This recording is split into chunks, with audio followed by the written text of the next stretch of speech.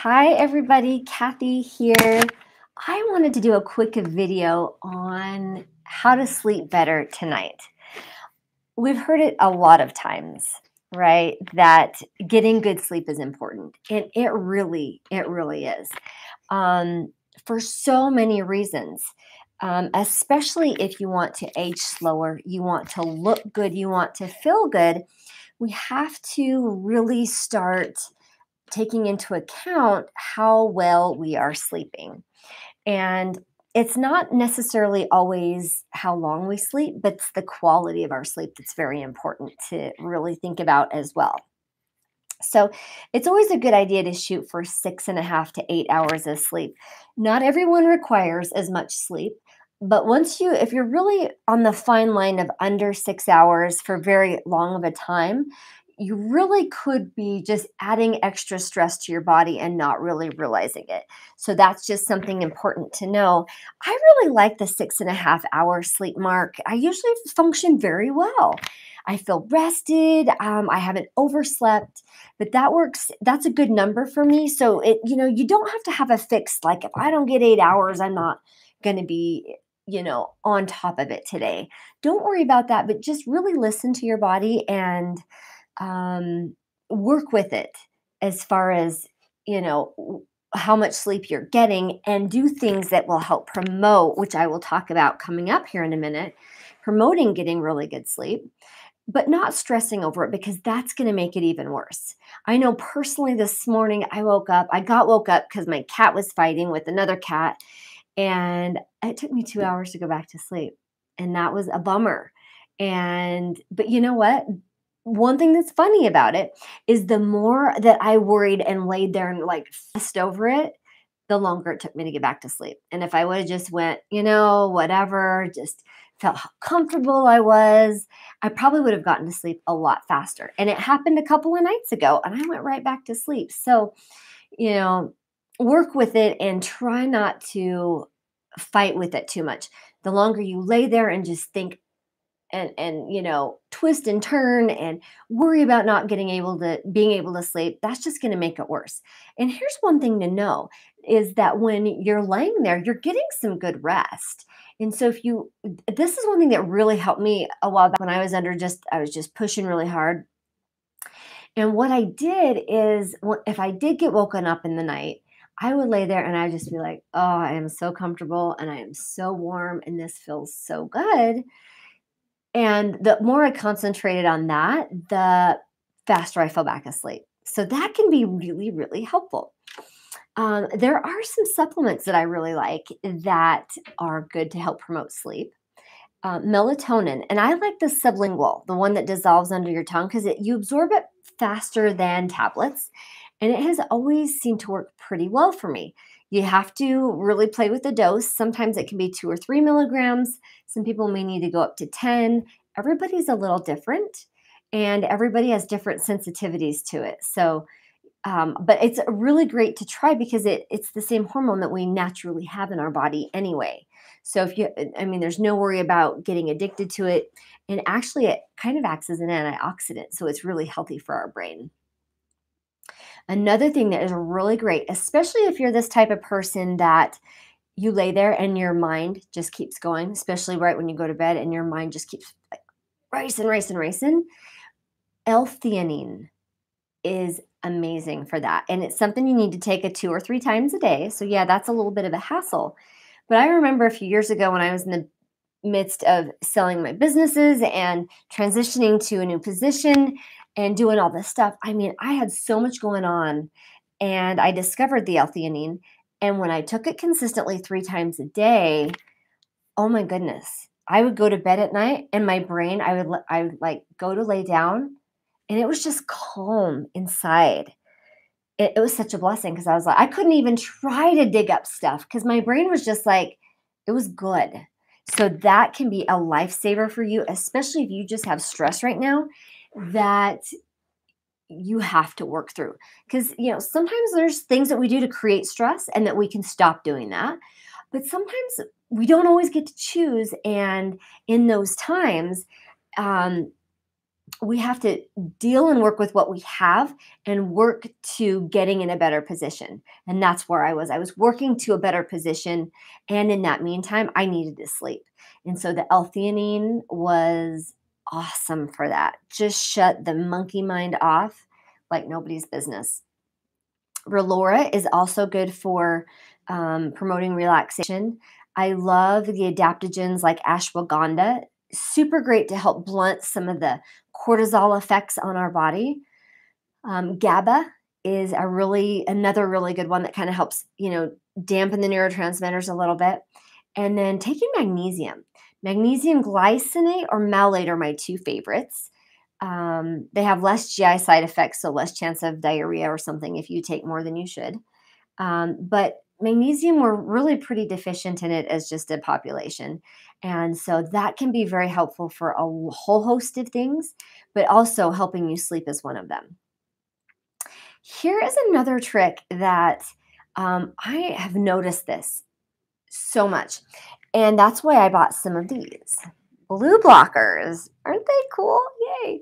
So we're on our phones like a lot, and especially at night, right? We're watching TV, we're on our computers late, or we're watching movies on our computer, or we're on our smartphones.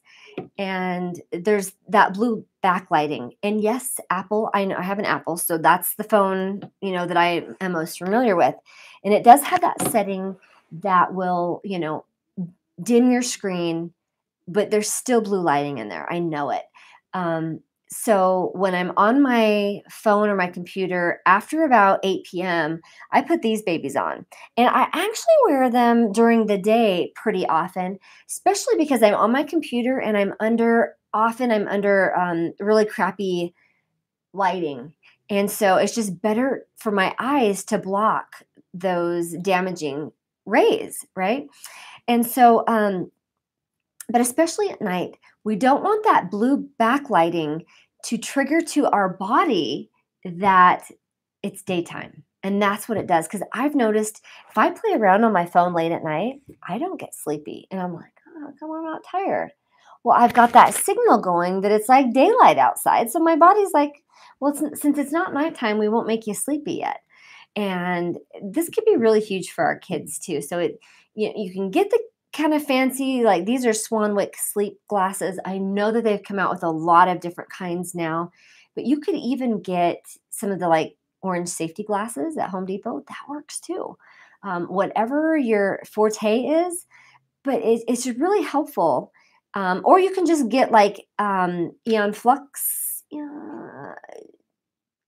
download, F.lux. And that is an app you can put on your computer or your phone that will adjust the coloring so that there's less blue lighting. Or you can get screens that you can put over on your computer. Or you could just maybe say that you're going to put your electronics away, at 8 o'clock at night. So you have a couple hours to have that drain out.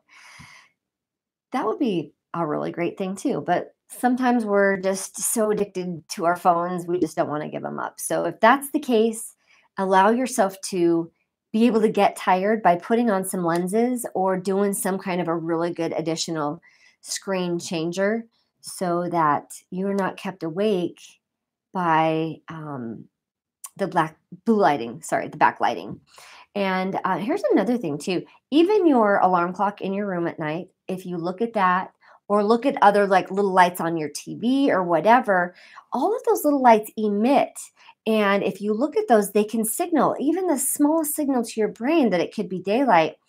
And so if you're trying to get up and go to the bathroom and you happen to look toward your TV and that blue light's right there, you may have a harder time going back to sleep because you've looked at that light. So they really recommend covering everything that's a light in your room, and even, getting rid of, I don't even think we really need alarm clocks anymore because we're using our phones.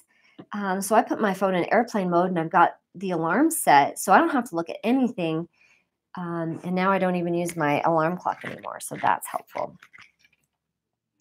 All right. So here is another big tip. Hopefully you know this. Maybe you don't. It is don't eat super late. If you're eating a large meal and then trying to go to bed right after that, you're not going to sleep as well. Your body is trying to do all this digestive process. And what your body really wants to do when you're sleeping is detoxify, rejuvenate, and revitalize your body. And if it has this big meal to digest as you're going to sleep, what's it going to be doing instead of doing all those beautiful, wonderful things? It's going to be digesting your food. So if you can really try to eat by 8 or 8:30 at the latest so that you have a good 2.5, even 3 hours before you go to sleep to digest your food, it's going to be so helpful. Um, it's also kind of a gravity thing, right? If we're sitting upright, our food is able to kind of like turn around and move down. But if we're laying down, our body has a harder time trying to get that food to move. It's got to do a lot more to get the food to move because it's moving this way instead of being just gravity fed down. So that is another component to that. So yeah, eating right before bed, no bueno. If you can try to possibly stay away from that. If you do to that. So yeah, eating right before bed, no bueno. If you can try to possibly stay away from that. If you do have to eat late at night, try not to eat a huge, great big. Have to eat late at night, try not to eat a huge, great big meal, especially a great big old steak. You just won't digest it. It will sit there for a very long time. All right. So just know that living and eating an anti-inflammatory lifestyle and diet can reduce inflammation so much. We're under a lot of stress as people, right? And in this process, we throw out a lot of cortisol in our bodies. And the more that we can do to bring that stress down will help bring down inflammation, will help us sleep better, will help us relax, age slower, will create a lot less disease. And so I know maybe you've heard it 100 times. Oh, you got to sleep good. Well, it is really super important. It really is. And it basically comes down to you making yourself a priority and figuring out how you can start making adjustments in your life, in your lifestyle, in your eating habits, your drinking habits, alcohol included, exercise habits, all of these things so that they contribute to you sleeping better instead of cause you to sleep worse.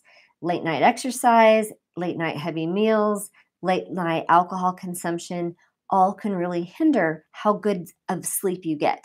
I've even noticed I have this cool little Oura ring. It's kind of like a Fitbit. It measures my body temperature, my metabolism, my steps, my sleep, things like that. And what's really interesting is if I have a glass of wine late in the evening, I don't get as much deep sleep as I would normally. And I would not have known that without this. So it's very interesting. So now when I do want to have a glass of wine, I try to have it earlier so my dinner and my wine has burned awesome before I'm trying to sleep and my body's still trying to like deal with all of that.